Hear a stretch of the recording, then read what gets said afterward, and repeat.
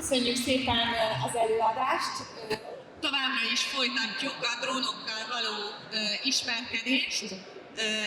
A mostani előadás a NAV keretein belül a drónok bűnügyi és rendészeti területén való felhasználását fogja bemutatni.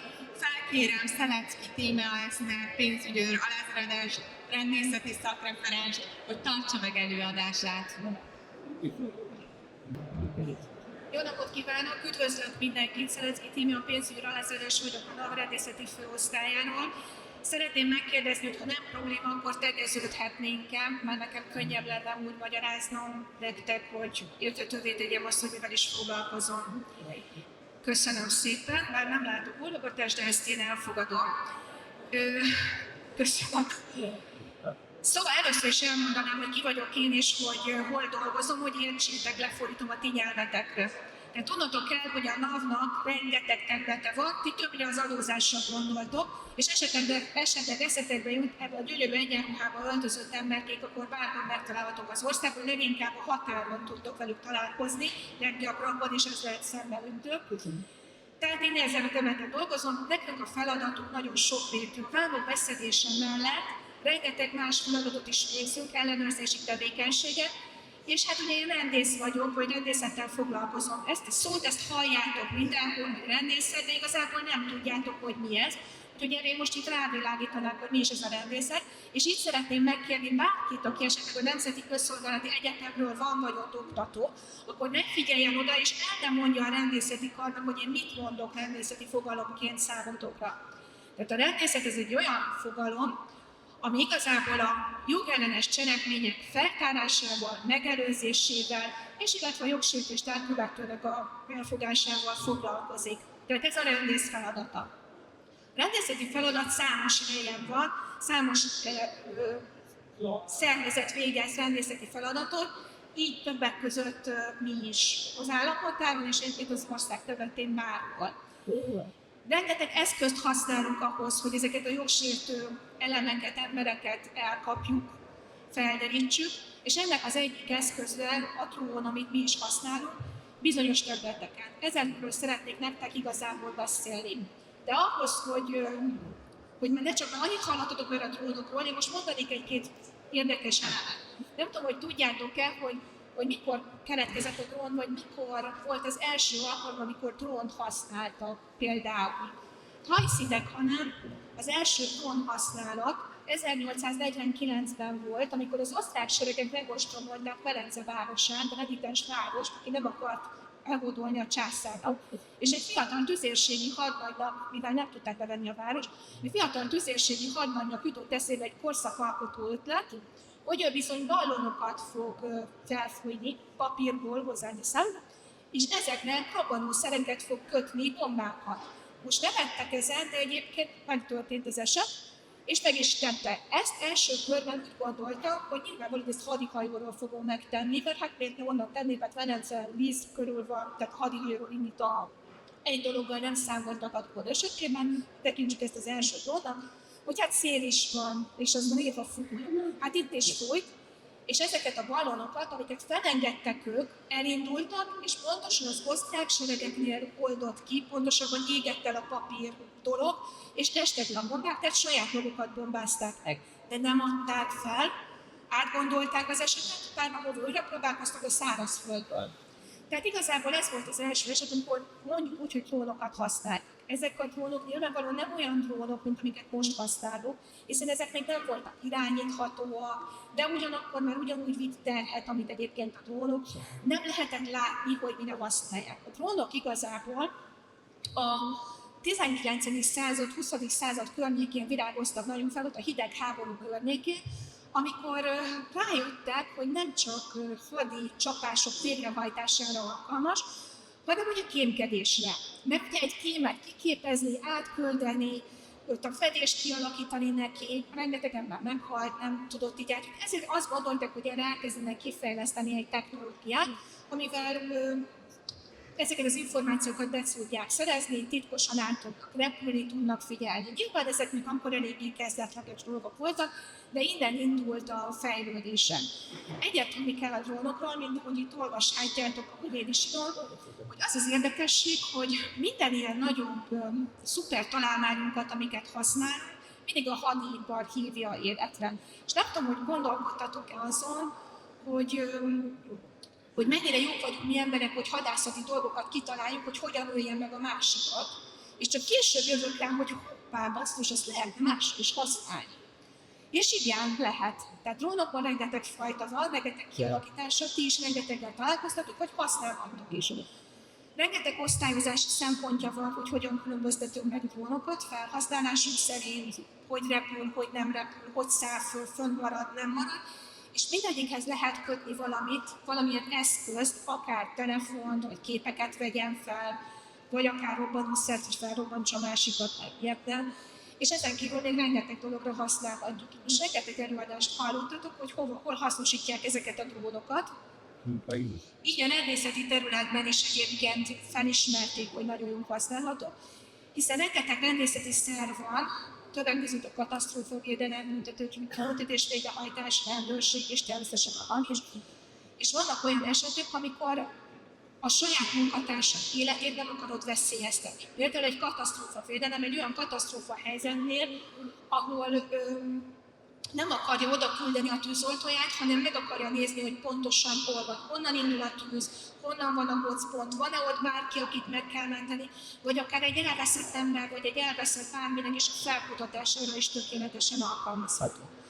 És a büntető végrehajtás is nagyon jól tudja alkalmazni ezt az eszközt, mert ha is szintek, hanem fogvatartottak részére mindig igyekeznek valamit becsempészni. Nagyon leleményesek ott is, de erről nem szeretnék én annyira közel beszélni, majd hogy oda megyek a kollégákhoz, akkor tőlük meg tudjátok.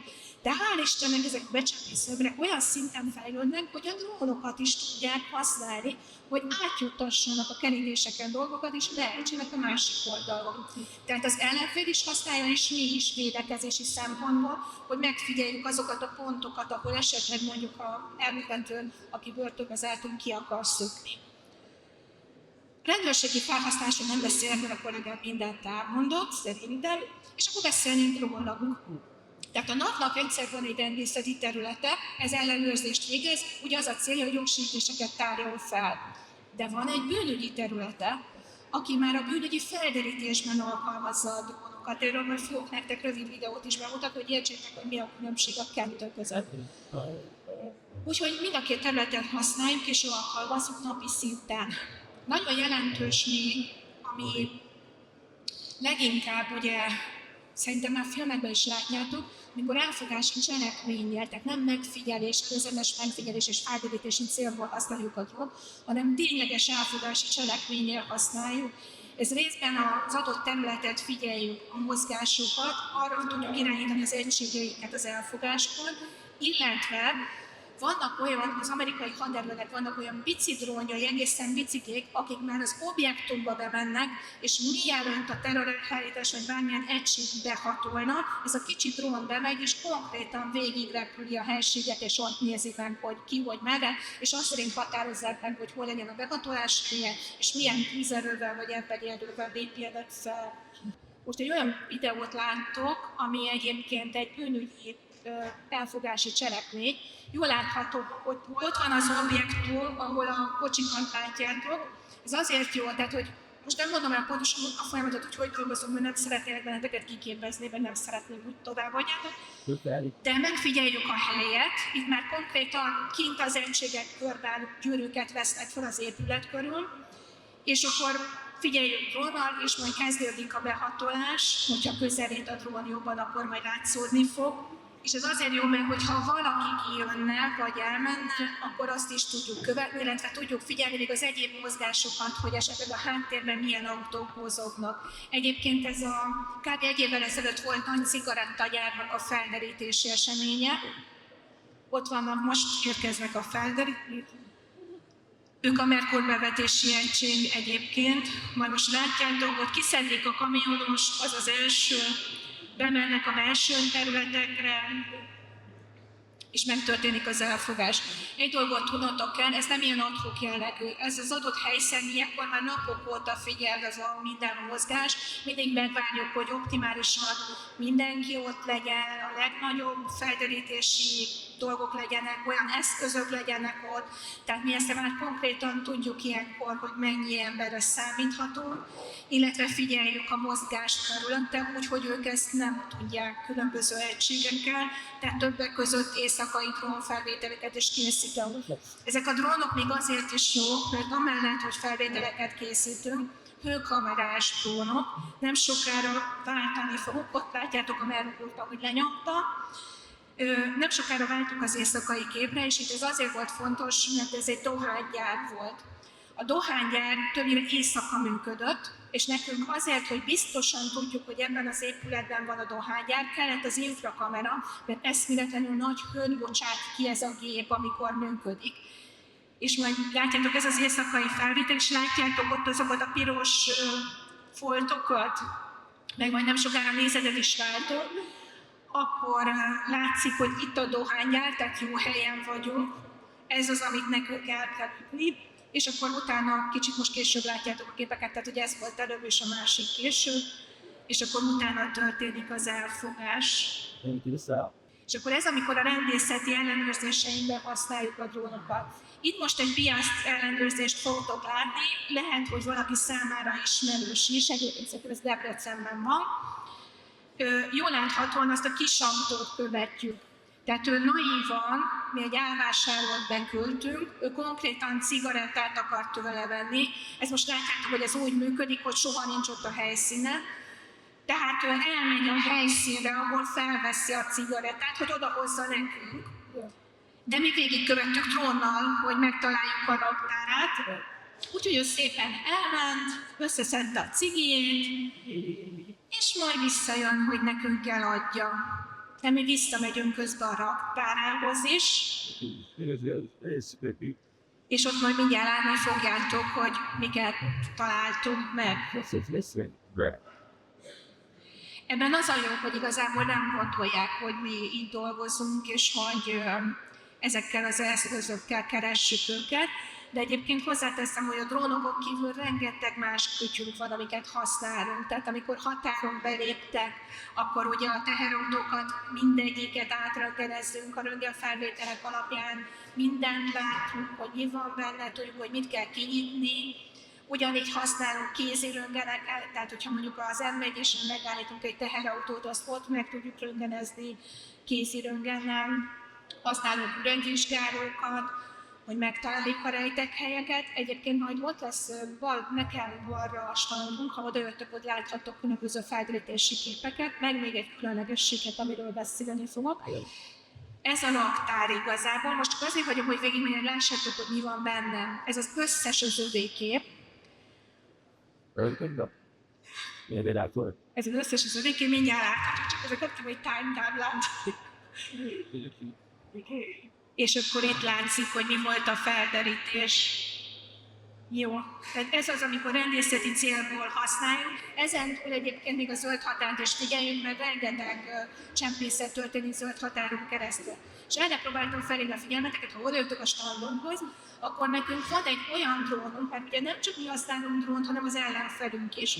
És van egy olyan drónunk, amit képzeljétek el, az ukrán oldalról küldtek át cigarettával, zárójel nélkül, illetve hamis cigarettával küldtek át, és itt láthatóak ezek a hamis drónok, de ott is láttok egyedül. De ennek az a története, hogy ugye nem tudom, hogy voltatok az Árpály környékén, mi választál minket Ukrajnától, hát ott a Tisza. És egy hídon tudsz átjönni. De a hídon, ha átjönnek, akkor rögtön velünk találkoznak, megröngedezzük őket, kinyitunk mindent, szétszedünk mindent, elkapunk mindent. Tehát ki kellett találniuk valamit, és akkor megébredtek, hogy hajóval is próbálkoztak, ez a hungorjon, és akkor azt mondták, hogy na csinálunk drón. És hajszínek van ám papírból és celluszból csináltak egy drónt, amit egyébként mobiltelefonnal irányítottak. Ennek az volt a funkciója, hogy felpakolták a cigit az oljára szépen rákötve, átjött a határon, beütötték a GPS-t, nem tudom, hogy mert tök hülye vagyok hozzá, de valahogy átjött ez a valami, ott kioldott, ledobta a cuccot, megfordult a levegőben, visszament, hogy egy újabb adaggal visszaérkezzen. Úgyhogy nagyon profik az ellenfelek, úgyhogy nagyon jól csinálják ezeket, de hát erre mi készülünk, ugye? És igyekszünk ezeket ilyen drónelhárítással kezelni, illetve bezavarni ott a jeleket, hogy ez nem tudja jönni. Ettől függetlenül néha próbálkozunk, nem csak nálunk egyébként, hanem számos területen használnak a drón. Azért érdemes megnézni, mert egyébként profi munka, tehát hogy le a kalappal előttünk, tehát ilyet érdemes megnézni, meg érdemes megtalálni is. Úgyhogy röviden én ennyit szerettem volna mondani a mi tevékenységünkről és a drón használatunkról. Remélem tetszett, mindenképpen nézzétek meg a mi pultunkat, illetve ezeket a felvételéseket, és ha netán nem végzőgörök szeretnétek lenni, akkor nyugodtan küldjetek önéletrajzot, mert én csak javasolni tudom. Köszönöm, sziasztok!